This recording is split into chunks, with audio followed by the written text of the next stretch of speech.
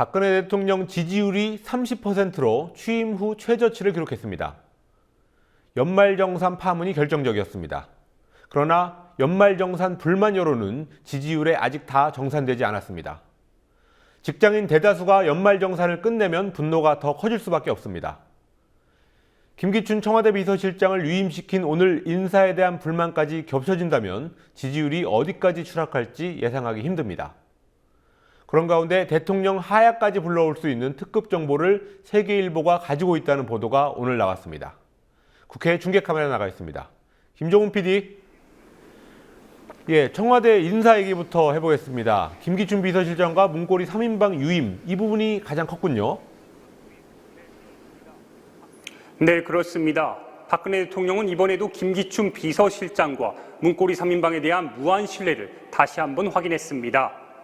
청와대 발표가 있기 전 정치권에선 이번만큼은 김기춘 비서실장의 교체가 유력하다는 전망이 많았습니다. 실제 김 실장은 정부 업무 보고 자리에 어제와 그제 이틀 연속으로 불참해 사퇴 수순이란 해석까지 나왔습니다. 하지만 오늘 청와대 인사 발표에선 김기춘 실장에 대한 한마디 언급조차 없었습니다. 야당에선 국민을 무시한 처사라며 즉각 반발했습니다. 청와대 조직 개편에 대해서 실망을 금치 못합니다. 김기춘 비서실장에 대한 끊임없는 신뢰에 국민들은 실망하고 있습니다. 또한 문고리 권력 3인방에 대한 대통령의 무한 신뢰를 확인하며 이제는 분노하고 있습니다. 문고리 3인방도 업무 조정만 있었을 뿐 모두 살아남았습니다. 다만 3인방 중 인사전행 의혹을 받고 있는 이재만 총무비서관은 향후 인사위원회 배석이 금지됐고 안봉근 비서관도 홍보수석실사나 국정홍보비서관으로 자리를 옮기면서 안 비서관이 있던 제2부속 비서실은 폐지됐습니다. 박 대통령의 연설문과 메시지를 담당했던 정호성 비서관은 역할 변경이 없이 그대로 잔류했습니다. 그리고 정부 쪽의 인사 개편안, 오늘은 총리 지명만 일단 있었습니다. 이완구 새누리당 원내대표 꿈을 이뤘군요.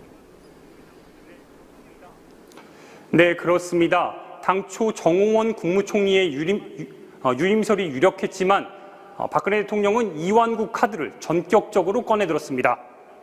이완구 총리설은 지난해부터 계속 거론돼 왔지만 이번에 민심 위반을 심각하게 받아들여 교체 시기를 앞당긴 것으로 보입니다. 이 원내대표는 흥분을 감추지 않았습니다. 어제 저녁 늦게 연락을 받았습니다. 그래서 아마 여러분들 그 눈을 보시면 아시겠지만 밤잠을 좀 설치고 많은 생각을 좀 했습니다. 아침에 많은 생각했고 대통령실 복귀해서 국가 국민을 위해서 이 자리가 저의 공직의 마지막 자리다라고 하는 그런 각오와 함께 수락을. 이 원내대표는 경제 회복, 국민 야당과의 소통, 공직기강 확립이 목표라고 말했습니다. 야당에선 일단 이 원내대표를 축하했습니다. 우선 축하하고요.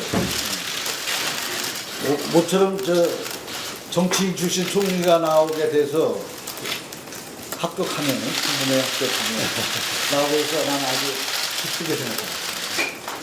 많이 소통하세요. 특히 대통령과 소통하세요. 네. 대통령과 여당 얘기, 국민 얘기, 야당 얘기 일주일에 주대회동 2번 이상 하시더라고요. 네.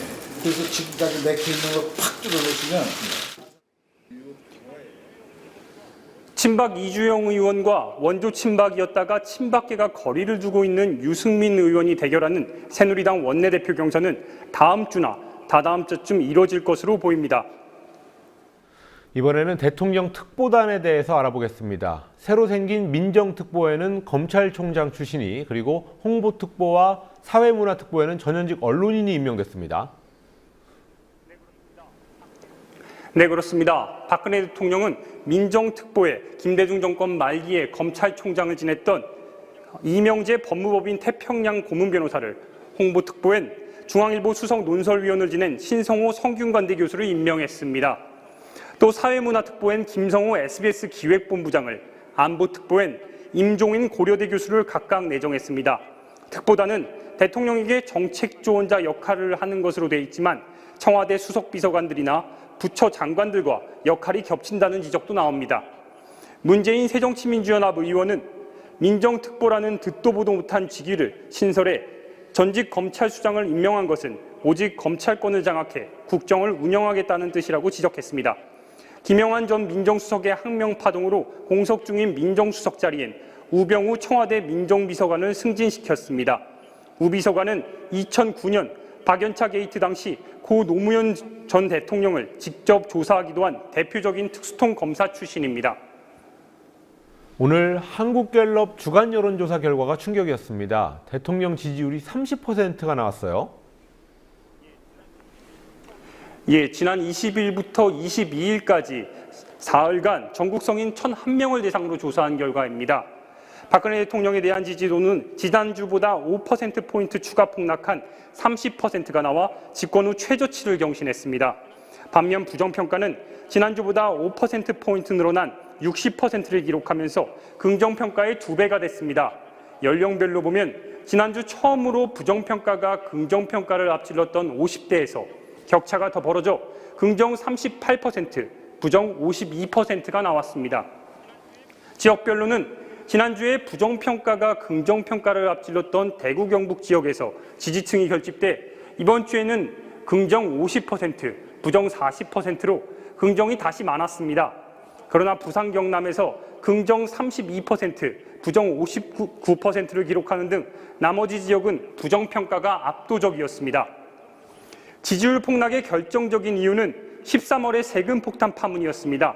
갤럽은 직장인 비중이 상대적으로 큰 남성, 4050 세대, 수도권과 부산, 울산, 경남 지역에서 변화폭이 컸다면서 그러나 현재 직장인 다수는 실제 연말정산을 하지 않은 상태라서 이번 여파는 1차 연말정산이 완료되는 2월에서 3월, 당정이 합의한 보완책에 따라 소급 적용되는 5월까지 이어질 가능성도 있어 보인다고 전망했습니다.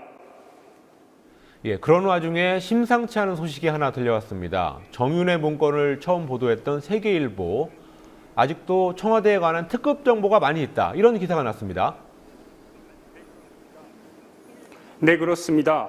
통일교 신도대책위원회가 이달 초 통일교 내부 관계자에게 뿌린 문서인데요. 이 문건의 내용을 한겨레 신문이 오늘 오후 보도했습니다. 신도대책위는 문건에서 세계일보가 아직도 공개하지 않은 7개에서 8개의 청와대 특급 정보가 공개된다면 대통령이 하야해야 하는 사태가 발생할 수도 있다는 것을 청와대는 잘 알고 있다고 말했습니다. 신도대책위는 또 2015년 신년도에 통일교 계열사가 한 곳이라도 특별 세무조사를 받게 된다면 보복성 조사를 하여 온 나라가 시끄럽고 청와대는 공경에 처할 것이라고 했습니다. 국세청이 최근 통일교 계열사인 청신 등에 대해 시작한 특별 세무조사를 신도대책위가 예상한 겁니다. 이 세무조사는 세계일보를 압박하기 위한 수단이라는 해석이 나오고 있는데요. 이 세무조사가 어디까지 가느냐에 따라 통일교와 세계일보의 대응이 달라질 것이란 전망이 나오고 있습니다. 예, 신도대책위라는 단체 모임이 한 말인데 실제로 세계일보가 뭘 가지고 있는지 궁금한데요. 네, 국민TV가 취재한 세계일보 관계자는 어떤 정보를 확실히 가지고 있다고 말했습니다. 세계일보는 현재 철저한 보안 관리 속에 이 정보에 관한 특별팀을 가동하고 있다고 말했습니다. 지금까지 국회에서 국민TV 뉴스 김종훈입니다. 네, 김종훈 PD 수고하셨습니다.